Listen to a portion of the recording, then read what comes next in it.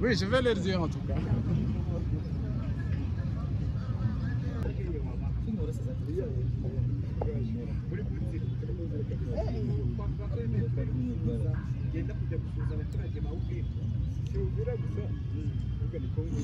Hawa sindi wako tofauti.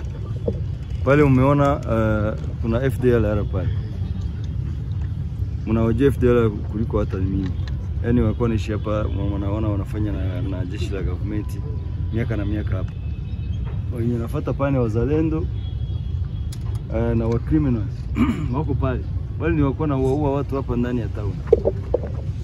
Usiku mzima wanaua, wanaiba, wanafanya mavibaya, lakini wakifanya pamoja na FDLR, wakifanya pamoja na FARDC, wote mnajua ni wamoja, ni chungu moja. Na wale wengine wenye wameenda siku zenye zimepita. So ndio wenye walikuwa wanaleta shida hapa ndani ya town, tumeweza kuwashika leo. Tunawashika na kuwateka wote na masiraha kadhaa walikuwa nazo. Baadaye tumepata na familia na jamaa zao pale, za wale wa FDLR na wengine. Hata wengine wametumesukuma na wenyewe hawajapatikana. Lakini kwa muda tutaendelea kuwasaka. Hatutaacha. Hatutakoma kuwasaka hata siku moja. Wale wote wataendelea kutafuta kunyanyasa raia na kuharibu usalama wa nchi. Tutawanyanyasa siku zote, tutawatafuta siku zote hadi tuwapate. Na usalama tutaimpose hapa kwa Kongo Takatifu. Asante. Sasa wao umewapata kwa nyumba ama kwenye mapigano kwenye? Wengine tumewapata kwa manyumba. Hapa ndani ya town. Ndio tumewapata wengi. Wakati tuko nafanya msako ya hadi usiku hadi saa hii. Ni wangapi FDLR? Ndio wako pale. Ça c'est l'échantillon. Hii ni échantillon. Yaba tunaonesha. Kesho yake butakuwa tena wana wapi mingi sana.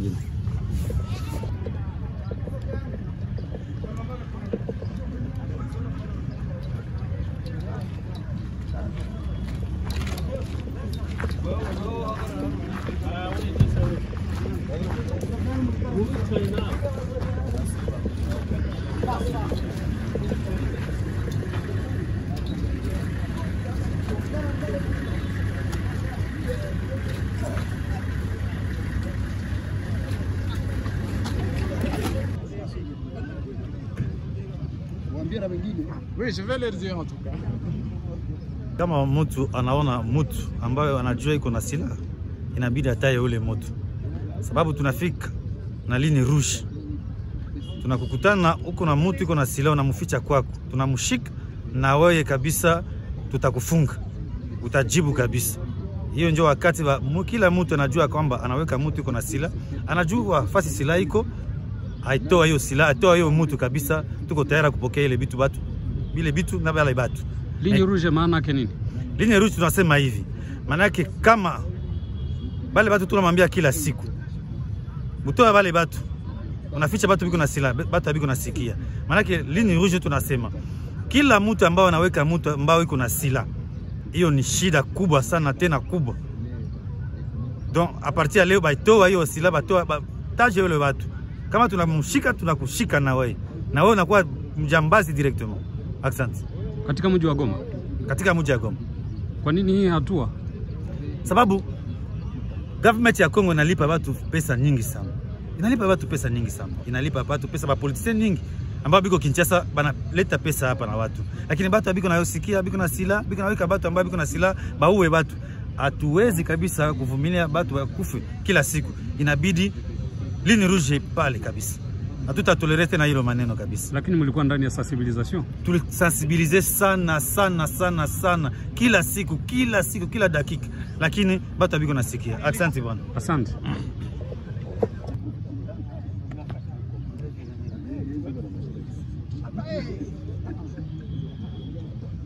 Ni kusema asante sana bwana journalist. Nimepatikana hapa naitika kwa jina la Katembo Jileme wa mji wa Goma. Ni kusema tumefanya uwito kwa jeshi ya Kongo yenyewe wanaita FARDC na wazalendo na FDLR na wenginevyo warudishe silaha, sababu leo hii usalama mdogo yenyewe inapatikana ndani ya Goma yenyewe tunaweza zita ni sababu yenyewe inatokea kusilaha zenyewe zimegawa kwa waraia. Silaha inapasha patikana kujeshi, lakini hiyo silaha imepewa raia. Hiyo silaha imepewa raia yenye haifunzwe, yenye haijue silaha, na hiyo silaha pahali isekirize population ya Goma, hii silaha imesekirize population ya Goma. Ni kusema hii chantier yenyewe tumekamata, na wengine wataletewa mbele ya radio, mbele ya television, kuonesha kama huku na ndugu yako ni FARDC, huku na ndugu yako ni mzalendo, haiku adui wa FCM23. FDLR anapaswa rudi kwa Rwanda sababu haiku mkongomani. Tunasema kama tunapashwa weka amani kwa nguvu hapa Goma, na itafanyika sababu inji au incite au kitu kenye kinajiheshimisha, kitu ya kwanza yenyewe unapashwa kupatia raia ya kwanza ni security ya raia na mali yake, na njoo yenyewe tuko nafanya sasa. Kusema population inapashwa ongea na sisi, population ikitilie confiance, na tuko naongea na population sababu niko nafanya tournée mkila quartier, tuone kama tutarudisha ile confiance yenyewe itakuwa kati yetu kama viongozi na population yetu. Bwana journalist, Kongo ni nchi ya kwanza kudunia yenye wakati unaona soda usiku, wakati unaona askari usiku, bali useme okay mimi napona, lakini unakuwa vitu vitatu: sote yule askari atakuiba, sote atakuua, sote atakupiga.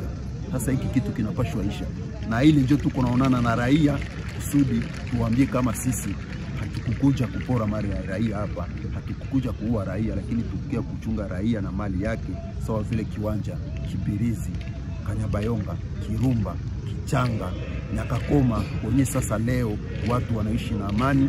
Unaweza fanya siku 4, unaweza fanya miezi 4, miezi 5, miezi 6, au sikia sauti ya risasi, na hapa Goma itawezekana kwa kirahisi. Lakini wananchi wanalalamikia usalama. Hii ni hatua ambayo mnaanza kuwakamata kwa kingufu ama bado mnawabembeleza? Ni kusema hakuna tena kubembeleza, na utofauti inaonekana sababu wakati unataka kuonesha kitu naomba unatofautisha kitu. Kwa Kifaransa wanaita method comparative. Method comparative.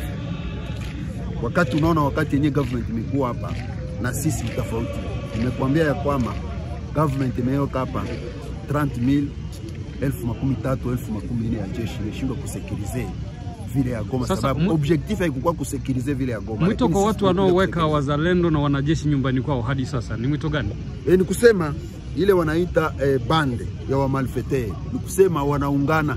Haiwezekani tuko naita kila siku tunamwambia huko na ndugu yako na mtoto wako ni mzalendo akuje, atachagua vitu viwili: arudishe silaha, ya pili kama anapenda kijeshi aseme, kama anapenda kurudia kufisi vile okay, tutamrudisha ndani ya jamaa. Ni ile peke yake bwana journalist. Asante. Bwana Meya, kwa kifupi soja hao wa criminal mnaleta wa ni kusema wa criminal, sheria itafanya kazi yake.